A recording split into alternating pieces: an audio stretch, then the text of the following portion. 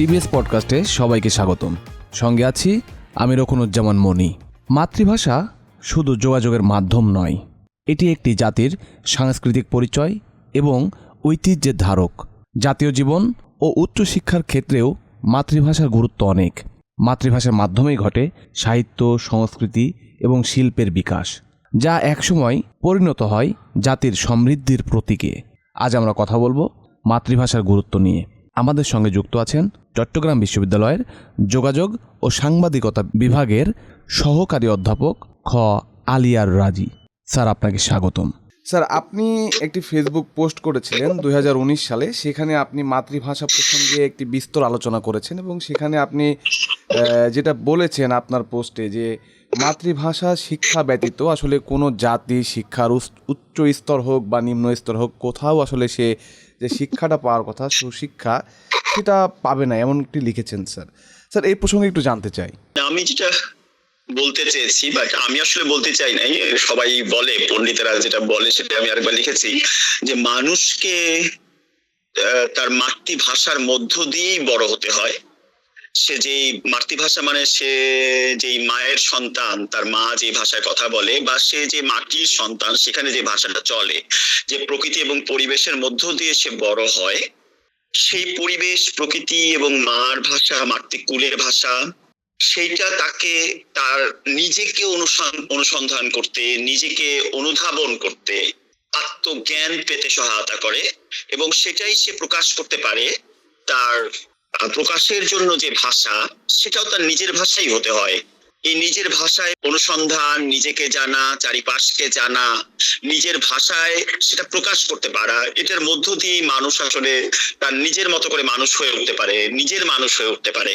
অন্য যে ভাষা আমরা, বা তার স্থানিক যে ভাষা, তার বাইরের ভাষা বা মায়ের ভাষা ছাড়া অন্য কারো ভাষা, সেটা যেটা সমস্যা তৈরি করে সেটা হচ্ছে তাকে তার সত্যিকারের সত্তা, তার সত্যিকারের পরিবেশ, তার সে যে জায়গায় জন্ম নিয়েছে সেইটাকে তুলে ধরতে একটা বাধা তৈরি করে।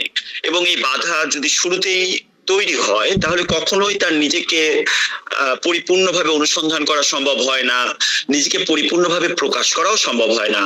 সুতরাং জ্ঞানের বা বিজ্ঞানের যে কোনো জায়গায় হোক, কোনো একটা মানুষ যদি নিজের মতো করে কিছু করতে চায়, নিজের মতো করে না করলে তো আসলে কাউকে মর্যাদা দেওয়ার কিছু নাই। কপি, নকল, এটা তো আর পৃথিবী কাউকে সম্মান করে না। কিন্তু সম্মান যদি আরাধ্য থাকে, তাহলে আমার নিজের যে সম্পদ আছে সেটাকে অনুসন্ধান করতে হবে এবং সেটাকেই তুলে ধরতে হবে। এই দুটা কাজই সম্ভব কেবল নিজের ভাষা দিয়েই। স্যার, আমি যদি একটু জানতে চাই, যে প্রতিযোগিতামূলক যে পৃথিবী, সেখানে মাতৃভাষায় শিক্ষা অর্জন করে আমরা কিভাবে এই প্রতিযোগিতায় টিকে থাকতে পারবো? প্রতিযোগিতায় টিকে থাকা কি, আমরা তো যদি আমরা মাতৃভাষায় না শিখি বা মাতৃভাষা দিয়ে আমরা যদি কিছু অর্জন না করি, তাহলে আমরা কিন্তু এমনিতেই পিছিয়ে থাকবো। আমরা কোনোদিন পৃথিবীতে এরকম ইতিহাস নাই যে সে তার মাতৃভাষার বাইরে অন্য কোনো ভাষা দিয়ে, বড় ভাষা দিয়ে সে জায়গা করে নিতে পারছে। আপনাকে যদি পৃথিবীতে কিছু জায়গা করে নিতে হয়, তাহলে আপনার নিজস্ব সম্পদের সৃজনশীল ব্যবহার দিয়ে করতে হবে, সেটা আপনার যাই থাকুক। আপনি যদি ধরেন বাংলাদেশের ক্ষেত্রে যদি আমরা চিন্তা করি, বাংলাদেশকে তার সম্পদের উপর নির্ভর করতে হবে, তার পানি মানে তার জল, তার কৃষি সম্পদ, তার পাট, তার যে জীব বৈচিত্র্য, সেইটা, তাই না? তার যে রিসোর্স আছে বাংলাদেশের যা নাই, সেইটাকে আমি ধার করে নিয়ে এসে আমি হয়তো গার্মেন্টস এর মতো একটা ইন্ডাস্ট্রি তৈরি করতে পারি। সেখানে আমি কেবলমাত্র একজন পোশাক শ্রমিক মাত্র, যে আসলে দর্জির কাজ করে, কিন্তু আপনি বড় হইতে পারবেন না। বড় হবে তারা আসলে এই দর্জির কাজে করবার জন্য আপনার যেই যন্ত্রপাতি লাগতেছে সেটা যারা উৎপাদন করতেছে, তাই না? যারা সুতা উৎপাদন করতেছে, স্যার, আমি আপনার সঙ্গে একমত, কিন্তু আমি জানতে চাচ্ছিলাম এই জায়গাটাতে, যে সারা পৃথিবীতে মানে জ্ঞানের যে জায়গাগুলো বেশিরভাগই বই ইংরেজিতে লেখা অথবা ট্রান্সলেট করা, সেখানে যদি আমরা আমাদের শিক্ষার মাধ্যমটা ইংরেজি না রেখে বাংলাতেই রাখি, তাহলে আমরা এই জায়গাতে জ্ঞান আহরণে পিছিয়ে যাব কিনা, সেই জায়গাতে আমি বলতে চাচ্ছি। না, এটা হচ্ছে কি, একটা জাতির যখন হয়, এটা যদি একটা ব্যক্তির আলোচনা হয় তাহলে উত্তরটা ভিন্ন, কিন্তু যখন একটা জাতির প্রশ্ন, তখন একটা পুরো জাতিকে আপনি কোন একটা ভাষা শিখাবেন, তার নিজস্ব ভাষার বাইরে, এবং সেই ভাষা দিয়ে তাকে জগৎটাকে উপলব্ধি করতে শেখাবেন। জ্ঞান তো আর কিছু না, জগৎকে উপলব্ধি করা, তাই না, জগৎকে ব্যাখ্যা করা এবং কোন একটা সমস্যার সমাধান করা। তো এইটা আরেকটা ভাষা দিয়ে পুরো জাতি সমস্ত মানুষ করবে, এটা কি সম্ভব? না। আপনি কি পুরো জাতিকে ইংরেজি শেখাতে পারবেন? বা পুরো, কিন্তু একটা জ্ঞানী হওয়া, একটা সম্মানিত জাতি হওয়া মানে তো পুরো জাতি একসাথে হওয়া, তাই না? জি স্যার। বিচ্ছিন্ন ভাবে একটা দুটা ব্যক্তির হওয়ার কথা না।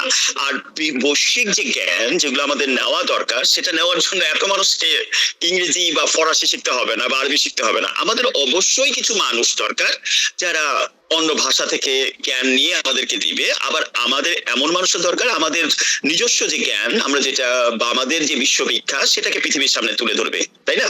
জি স্যার। কিন্তু এটার সাথে সমস্ত মানুষের সম্পর্ক নাই, এটাতে কিছু মানুষের সম্পর্ক আছে। আমাদের হয়তো ধরা যেতে পারে যে পুরো বাংলাদেশে 10 লাখ লোক ভালো ইংরেজি জানলে এটা খুব বেশি জানা হবে, হয়তো 2 লাখ লোক খুব ভাষা ফরাসি বা চাইনিজ জানে, এটা যথেষ্ট। স্যার তাহলে আমাদের দেশে এখন পর্যন্ত এই যে আমাদের মাতৃভাষায় উচ্চ শিক্ষাটা, সেটা এখনো খুব বেশি প্রচলন হলো না কেন? বাধাটা কোথায়? আচ্ছা, এটা হলো না কারণ হচ্ছে আমাদের যে যারা মাথা, আমাদের দেশ যে কোনো নতুন স্বাধীন দেশ বা যারা পরাধীন ছিল, উপনিবেশ ছিল কারো, সেই সব দেশে যারা শাসক শ্রেণী থেকেছে, তারা নিজেদেরকে নিজেদের মান মর্যাদা, আয় রোজগার, কর্তৃত্ব এগুলো অব্যাহত রাখার জন্য ধরেই নিয়েছে যে ভাষাটা তাদের হাতিয়ার। আমি উদাহরণ দিয়ে বলতে পারি আমাদের বিচার বিভাগের কথা। দেখেন, আইন তো কিছু না, আইন তো হচ্ছে কাণ্ডজ্ঞানের প্রয়োগ, তাই না? কিন্তু আপনি আমাদের যে বিচারালয়ের উচ্চ দিকে যদি যান, আমি জাস্ট খুব পরিষ্কার করে বলছি না, অবমাননা হয় কেন এই চিন্তায়, তাহলে আপনি দেখবেন যে তাদের যেহেতু অধিকাংশ ইংরেজি ভাষা, সুতরাং ইংরেজি ভাষা দিয়ে এটা দখল রাখার চেষ্টা করছে, ইংরেজি ভাষাতেই তারা আইনটা শিখিয়েছে, এবং এটা থেকে একটা বিশেষ শ্রেণী এখানে কর্তৃত্ব করে গেছে। তারা এটা কিন্তু ছাড়তে চাইবে না, কারণ এটা তো বিগ বিজনেস, বিশাল ব্যবসা। আমাদের সাধারণ ছেলেমেয়েরা, সাধারণ মানুষরা এখানে উঠে আসতে পারতেছে না। আমার মৃত্যুদণ্ডের রায় হবে, কি হবে, এটা যে ভাষায় আলোচনা হবে সেটা আমি বুঝবো না, এবং আমার কেন মৃত্যুদণ্ড দেওয়া হলো সেটাও আমি পুরো বুঝবো না, সেটা আরেকজনের কাছে আমার বুঝে নিতে হবে। এটা চিন্তা করেন কতখানি বিচারের নামে অবিচার। কিন্তু এটা তারা অব্যাহত রাখতে হচ্ছে, কারণ এটাই তাদের কর্তৃত্বের হাতিয়ার। এখানে ভাষাটা যদি বাংলা হয়ে যেত, তাহলে রহস্যের সব পর্দা উন্মোচিত হয়ে যেত। একবার, দুইবার, তিনবারের বার সবাই বুঝে ফেলতো যে ঘটনাটা আসলে কি, তাই না, কি হচ্ছে। এটা সর্বক্ষেত্রে এটা করা হয়েছে। কর্তৃত্ববাদী শাসন একটা, বিশেষ করে একটা সময়ে যারা ইংরেজিটা শিখে ফেলেছে, তার উপনিবেশিক প্রভুদের ভাষাটা শিখে ফেলেছে, তারা এটা জারি রেখেছে, এবং উপনিবেশের প্রভুদের সাথে সংযোগ রক্ষা করার মধ্য দিয়ে তাদের মান মর্যাদা রক্ষা হয়। সে নিজেকে বিদেশে পাচার করে দেওয়ার জন্যই তৈরি করে। এখন আমি যদি আমাকে নিজেকে পাচার করে দেওয়ার জন্য ভাবি, তাহলে তো আমাকে অবশ্যই ইংরেজি বা ফরাসি বা অন্য কোনো বিদেশি ভাষা শিখতে হবে, তাই না? জি স্যার। কিন্তু দেশের মানুষের উন্নতির যদি আপনারা চিন্তা করতে চান, দেশের বৃহৎ জনগোষ্ঠীর কথা চিন্তা করতে চান, তাহলে এটা সে ভাষা সম্ভব না। একটা দেশের পুরো জাতিকে ভিন্ন দেশের একটা ভাষা শেখানো যায় না, এটা একটা অসম্ভব ব্যাপার। স্যার তাহলে কি আপনি এখানে এসে যেটি মানে স্টেট ল্যাঙ্গুয়েজ বোঝাচ্ছেন, নাকি আসলে আমরা যদি বলি যে যে ক্ষুদ্র নিগোষ্ঠীর মানুষজন আছে তাদের মাতৃভাষাতেও শিক্ষাটা আসলে হওয়া উচিত, আসলে কোনটি বোঝাতে চাচ্ছেন আপনি? আচ্ছা দেখেন, এটাতে দুটো উত্তর হয়, দুভাবে উত্তরটা দেওয়া যায়। একটা হচ্ছে প্রত্যেকটা মানুষের সে যে ভাষায়, সেই ভাষাতেই তার শিক্ষাটা হওয়া উচিত, এটা তো একটা দিক। আর যখন আমরা রাষ্ট্র গঠন করব, তখন আবার আমাদের জানতে হবে যে আমাদের একটা, এখন যেটাকে আমরা বলি মান ভাষা বা প্রমিত ভাষা, যেটা সবার মধ্যে, সবার ক্ষেত্রে একইভাবে ব্যবহারযোগ্য হয়ে উঠবে, বোধগম্য হয়ে যাবে। এটা আবার জাতি রাষ্ট্র গঠনের প্রশ্ন। আমরা যখন একটা বাংলাদেশ রাষ্ট্র গঠন করতে চাইবো, তখন আমাদের একটা প্রমিত ভাষা থাকবে, এবং একটা ভাষার প্রাধান্য তৈরি করতে হবে। সেখানে চীন বা সেখানে বরিশাল বা চট্টগ্রাম, সিলেট বা রাজশাহী বা রংপুর বা বগুড়া না, আমাদের একটা অথবা ক্ষুদ্র সাধারণ কোনো ভাষা নিগোষ্ঠীর দরকার, যে যেটাকে আমরা ভাষাটা। হয়তো, হ্যাঁ, ক্ষুদ্র নিগোষ্ঠীদের ভাষাও তাদের মতো করে তাদেরকে শেখাতে হবে। আবার আমাদের তাদের জন্য, ক্ষুদ্র নিগোষ্ঠীরা তো বাংলাদেশ জাতি রাষ্ট্রের অংশ, তাই না? তাদের জন্য একটা মান ভাষা থাকতে হবে, যে ভাষায় আমরা সবার সাথে সবার যুক্ত হতে পারবো, সবার একটা নির্দেশনা আমরা বুঝতে পারবো, যেটা জাতীয় নির্দেশনা, যে ভাষায় জাতির আইন, জাতির সংবিধান লিখিত হয়, সেটা বুঝবার জন্য একটা সাধারণ ভাষা দরকার আছে। সুতরাং যে ভাষায় পারুক তার ভাষায় শিখতে দিতে হবে। আবার আমাদের একটা সাধারণ ভাষাও থাকবে, কিন্তু সেটা হতে হবে আমাদের সবার কাছাকাছি পরিচিত ভাষা, সেটা একেবারেই পরদেশি কোনো ভাষা না। আমার অঞ্চলের, আমার এলাকার একটা চাকমা ভাষাভাষীর জন্য যত সহজ হবে ভাষা শেখা, বাংলা ভাষা শেখা তত সহজ ফরাসি হওয়ার কথা না, মানে হলেও এটা একটা বিচ্ছিন্নতা তৈরি করবে। তো ওইটার দিকে খেয়াল রাখা যে আমরা সহজে কোন ভাষাটা শিখতে পারবো, সবার জন্য একটা সাধারণ ভাষায় পরিণত হবে, ওই ক্ষেত্রেও বাংলা ভাষার প্রাধান্য রাখাটা জরুরি জাতি রাষ্ট্র গঠনের জন্য। আর ব্যক্তিকে গঠনের জন্য আপনার তার ভাষা, এটা যদি ক্ষুদ্র নৃগোষ্ঠী বলি, পাহাড়ি গোষ্ঠী বলি, বাংলাদেশের সিলেট অঞ্চলের ছেলে মেয়েদের সিলেটি ভাষায় পড়ানো, চট্টগ্রামের ভাষায় পড়ানো, কারণ এগুলো হচ্ছে একটা নদীর কি বলে যে ছোট ছোট নদীর মতো, যেটা একটা জাতিকে ভাষার পরিপুষ্টি দান করে, জ্ঞানের পরিপুষ্টি দান করে। এটা দিয়ে জাতির বড় নদীটা তৈরি হয়, বড় স্রোতটা তৈরি হয়। স্যার, আপনি আপনার একটি লেখায় আপনি বলছেন যে মাতৃভাষা মাতৃগাছের মতো, এইটা একটু বুঝতে চাই স্যার। এইটা যেটা বলছিলাম যে মাতৃ গাছের মধ্যে কি থাকে, গাছের মূল যে আদর্শ, আমরা ধরেন একটা আমের মাতৃ গাছ, যেখান থেকে আমরা অনেক কলম করি, কলমটা বিভিন্ন জায়গায় লাগানোর পরে সেই কলমটা একটু হেরফের হয়ে যেতে পারে মাটি, পানি, আবহাওয়া অনুযায়ী, তাই না? জি স্যার। এটা বদলে যেতে পারে। ধরেন যে একটা আম গাছ, আবারও আম গাছের উদাহরণ দিই, যেটা চাপাই নবাবগঞ্জে মাতৃ গাছ আছে মহানন্দার ধারে, সেটা যদি আপনি নিয়ে এসে কর্ণফুলীর ধারে কাপ্তাইতে লাগান, সেটা আমের, এই গাছ থেকে যখন আপনি আরেকটা কলম করবেন, সেটা কিন্তু মাতৃগাছের রূপ নাও থাকতে পারে, তাই না? আপনি আবার ওই মাতৃগাছের কাছে ফিরে যেতে হবে, সেটা হচ্ছে চাপাই নবাবগঞ্জে মহানন্দার ধারে। মাতৃভাষা হচ্ছে ওইরকম একটা জিনিস, যেটার মধ্যে একটা জাতির সমস্ত মূল বীজ গুলো ধরা থাকে। জি স্যার। আপনাকে যদি একটা জাতির বুদ্ধি, তার জ্ঞান, তার অনুসন্ধান, তার দর্শন, তার রুচি খুঁজতে হয়, তাহলে খুঁজতে হবে ওই মাতৃভাষার মধ্যেই।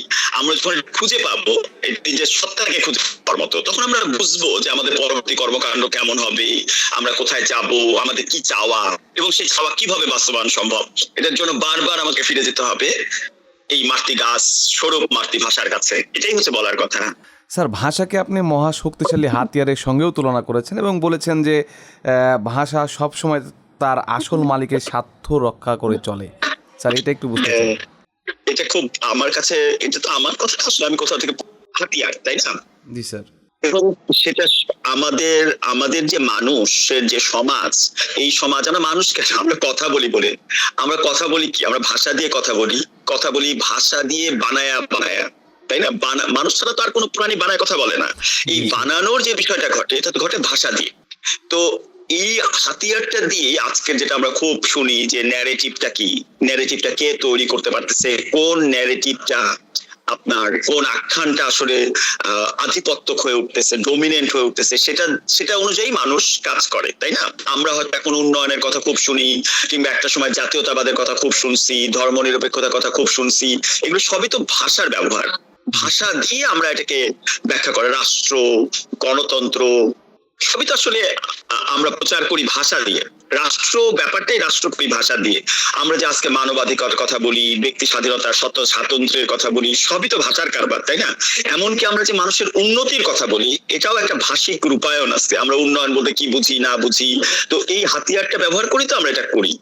এখন আমার কাছে যেটা কি বলে যে বলবার মতো কথা, যে এই যে ভাষাটা কোন দেশের, কার মাতৃভাষা আপনি ব্যবহার করতেছেন, আপনি জানবেন যে এটা হচ্ছে একটা মানে আদি কি বলবো, যে মালিক, অরিজিনাল মালিক, তারই সে স্বার্থ রক্ষা করবে। ইংরেজি ভাষা আপনি শিখতে পারেন, কিন্তু আপনি জানবেন যে ইংরেজি ভাষা শেষ পর্যন্ত রক্ষা করবে ইংরেজি ভাষা, যাদের মূল ভাষা মাতৃভাষা, তাদের স্বার্থ, ঘুরে ফিরে তাদের স্বার্থই রক্ষা করবে। কারণ ওই যে বললাম, এটা হচ্ছে সেই শক্তিশালী হাতিয়ার যে তার মালিককে অনুসরণ করে চলে, তার প্রকৃত মালিককে অনুসরণ করে চলে, তার স্রষ্টাকে অনুসরণ করে চলে। এটা করবেই, এটাই হচ্ছে ভাষার প্রকৃতি। মানে খুঁজে টুজে সে তার মানে এটা কি বলে যে ভাষা তো আসলে একটা সামাজিক চুক্তিও, যেটা পোষ মানে বড় হয় তার নিজস্ব পরিবেশে। ধরেন একটা কুকুর শেষ পর্যন্ত সে তার মালিকের পারপাসটা সার্ভ করবে, অন্য জায়গায় আছে, কিন্তু অরিজিনাল মালিক পেয়ে গেলে তার পারপাস সার্ভ করার জন্য, তার উদ্দেশ্য পূরণের জন্য তৈরি হয়ে যাবে। এটাই হচ্ছে আমার বলবার কথা, এটা করবেই। স্যার, আমরাও বিশ্বাস করি মাতৃভাষা তার প্রকৃত মর্যাদা ফিরে পাবে। আমাদের সঙ্গে যুক্ত হওয়ার জন্য আপনাকে অসংখ্য ধন্যবাদ স্যার। অসংখ্য ধন্যবাদ স্যার।